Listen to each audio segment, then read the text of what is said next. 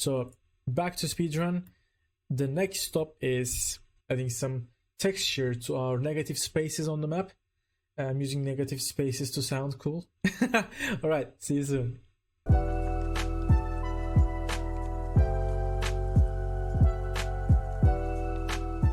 Hello and welcome back, fantasy cartographers.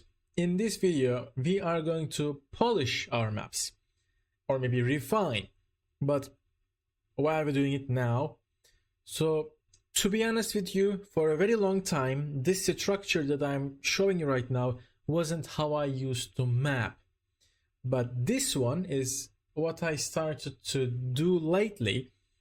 Why? Because with this structure you finish the map, or you process on the map as fast as possible, so it also allows you to do your world building at the same time, checking your progress, and it makes it easier to make sure that your plottings, your writings, or world building progress can more easily match with your map making speed.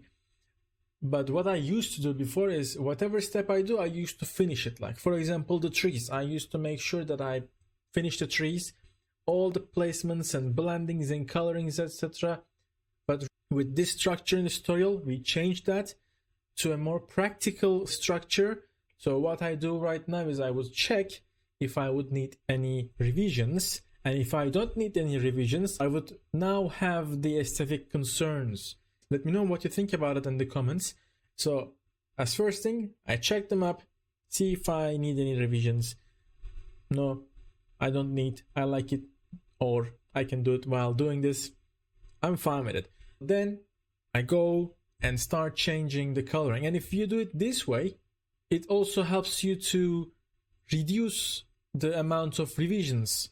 Why? Because if I were to perfectly finish all the colorings and then make a revision, I would also potentially need to recolor some areas. Right now I don't need it, because I finished the structures, the steps, and from now on I am gonna just give you some speedrun of the changes that I do, and then at the end we will see what we did and what kind of things we are able to do to increase the aesthetics of the map.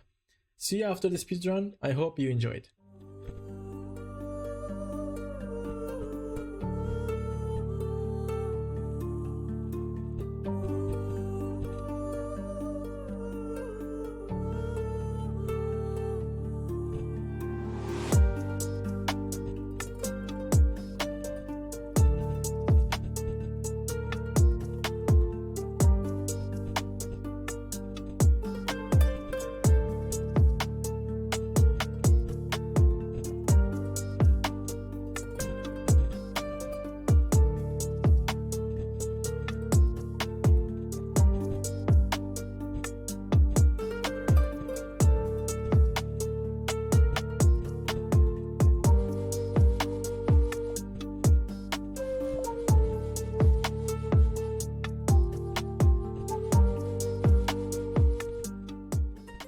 Alright, I'm back to add some notes. As you could see, we blended the major colors and added some colors to the bottoms of the mountains so they feel more like on the map, because before they had those gaps of different colors and it was making them look off. So we fixed that, blended the main colors, and while blending them, what I can give you as a tip is, let's say, because considering like this tutorial is for beginners, right? So let's say you have a few main colors in your map and you're trying to blend them. Try to use a bigger brush with less opacity from both sides, and if you see that whatever you do they don't blend, find the color in between and go through that color from each side, which is what I did here. It's easy to blend different greens together, like lighter green here, darker green here. I am able to blend them. The same thing goes for here, lighter green or yellow to the darker green.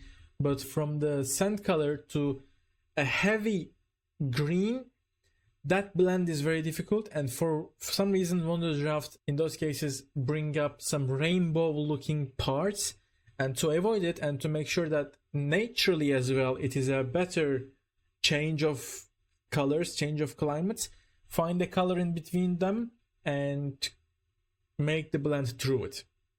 So that's another tip I can give. And for example, let's also do the snow here. If I wanted that snow, I could just bring my opacity and velocity very down, increase my brush size as much as possible. Let me just, in case, save this using this brush. I recommend that one for snow. It's better for snow. Just do it just like this. But while doing this, again, you may end up finding rainbows happening in one's draft. This is fine. It's not because of you, it's because of the app. So just try to do it a few times again with colors that are in between. With white, generally it doesn't happen, but with colors like yellow and dark blue or dark green, etc., like for those kind of mixes, hard mixes, it happens. And with snow, for example, like I just added a little bit there. If I like it, if it is enough for me, that's good, that's enough. But of course, then I would also need to change my mountain colors. So I'm doing the same to my mountains. I'm adding them a little bit of white, and then maybe add them a little more brown again or gray again, so that they pop a bit more and don't get lost with the blend. So this seems fine. And maybe add a little more snow to those hills. And the same thing you could do for sands, which I just did here.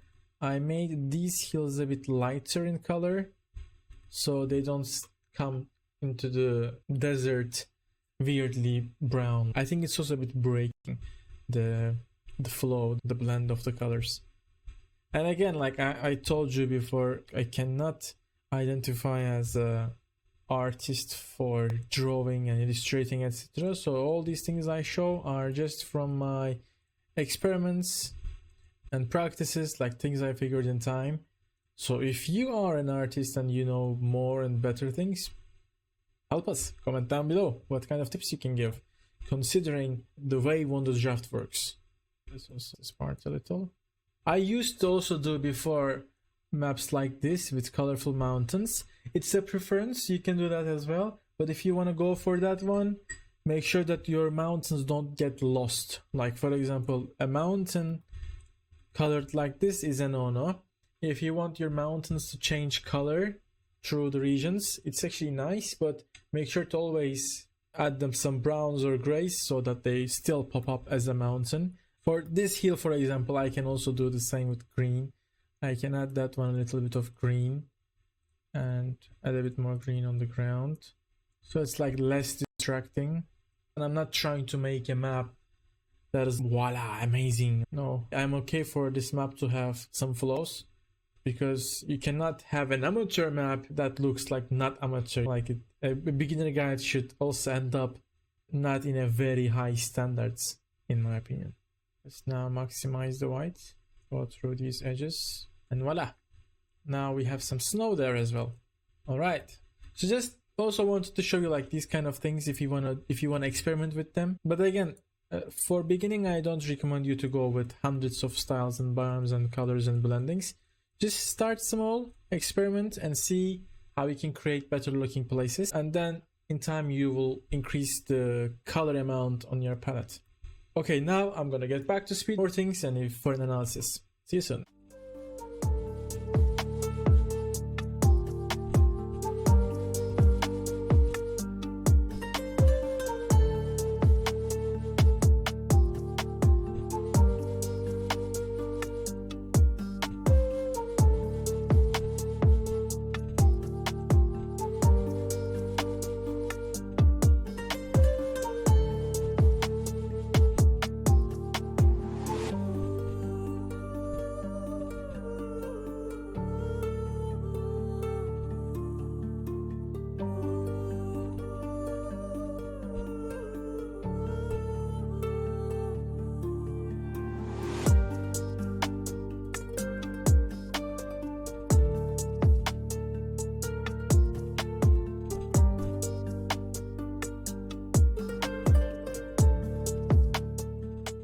Alright, I'm back with another explanation of what we did now. So basically, I would recommend you to start adding some darker greens around the water resources and on the bottom of the forest.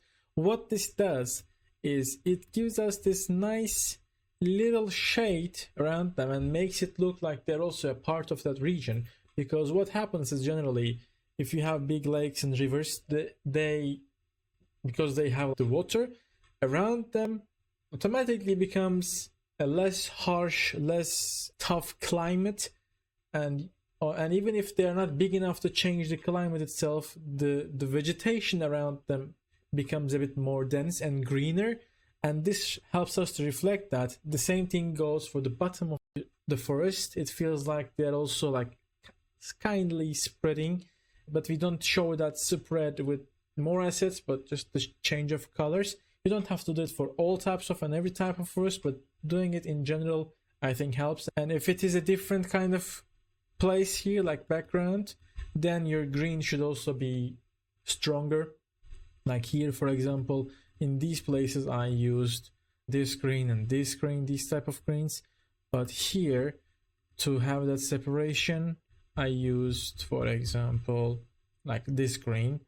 So this is another tip I can give that will help your forests and freshwaters blend more with the map. So back with another tip. So the previous part where I did this was unfortunately not recorded. I'm trying to record the chapters not in one sit because then it gets unfortunately corrupted or any mistake destroys my whole video. I'm just gonna quickly demonstrate it and then show you what it is on the overall map. So all our previous colors of trees was like this. So what we do is we go with the darker version of the trees. You can also do a few different greens here. So overall map has some also little variety. And then with very low velocity and opacity, you add it in the center of your trees, just like this. What it does is it gives your forest some depth, and those labels that we had in the middle are now popping more. But we are not finished here. Once you do this, then you go choose on your trees, select your trees, and change some color of those custom colorable ones to their nearby versions, and voila, now you have even a better blend. You can also do it manually if you like, that's also fine. But you see now how much more poppy this forest is. I could also increase the amount if I wanted, or change the type of green and make it even stronger. The bigger your forest is, the more and better the shading you could have. On small forests like these, it's not super much visible sometimes, but the bigger they get, the better it looks. And when you do it all around the map, I think you could already notice that the trees and overall forest look more like a part of the map and more natural now. The same thing goes with the pines. As you can see, this part is slightly more dark. I could also increase that a bit, like this. And for the mixed forests, let's say we have a mixed forest like this, then what you do is you don't forget these ones, because previously these guys was colored like this, and then they will look a bit off. So for these ones, just choose again whichever is closer to them, like this. Because the main starting color of different types of trees was different, no matter how much extra green you add to them, it's anyway gonna be enough to separate those types, and it will look like a mixed forest. So back to speedrun. The next stop is adding some texture to our negative spaces on the map. I'm using negative spaces to sound cool. Alright, see you soon.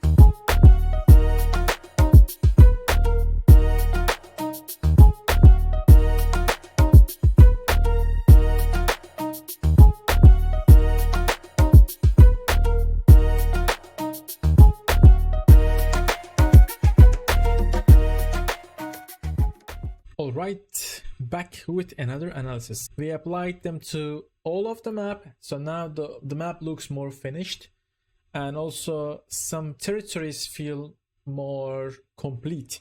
Like this one, now we have an even better looking desert in my opinion. Let's maybe change this one here. And those little things, I think, add a good touch to it. So same thing goes for adding a little bit of shade, little bit of darkness just under the settlements. I think it also helps them to sit on the paper nicely. And the same also goes for adding these kind of lines just under them, so that they also feel like they are drawn on that spot instead of being added as an asset. So those things and these things, I think they make the map look more complete, and some of the biomes feel more solid. And what else can we do to polish this map? Let's add some ships and monsters as well, because those elements make the map feel more mappy. Now it should be even looking better. So as you can see, adding more monsters and ships help with the feeling of the fantasy map being a fantasy map. And just as promised, now we know why these people take the southern part of these hills instead of going through this beautiful valley. You can also, reminder again, add your monsters while you're adding the natural points of interest if they are crucial to your world building and stories. If not, you can add them here as a part of polishing them. We also added these wind roses. They add a nice look in my opinion, and assuming this is our border, it would look like this. And they also help us to locate where our compass should go, which we did on the first part of this video right here. But this time, for the purpose of showing you more options, what I'm gonna do is, instead of finding where the compass go, I want to extend the map. The canvas sizes should not limit us. We are in full control. We can change anything at any moment if we are not happy with it, which doesn't mean that you should be stuck with unlimited revisions though, but you got the idea. Let's see what else. We added some shadings to our mountains and our forest. Like some parts, as you can see, are now a bit darker, just like the forest. If the mountains are higher, you can add some darker colors there, and that will also increase the feeling of the mountains being more wavy, like a range of elevation. I hope this helps you, and I'll see you on the next video.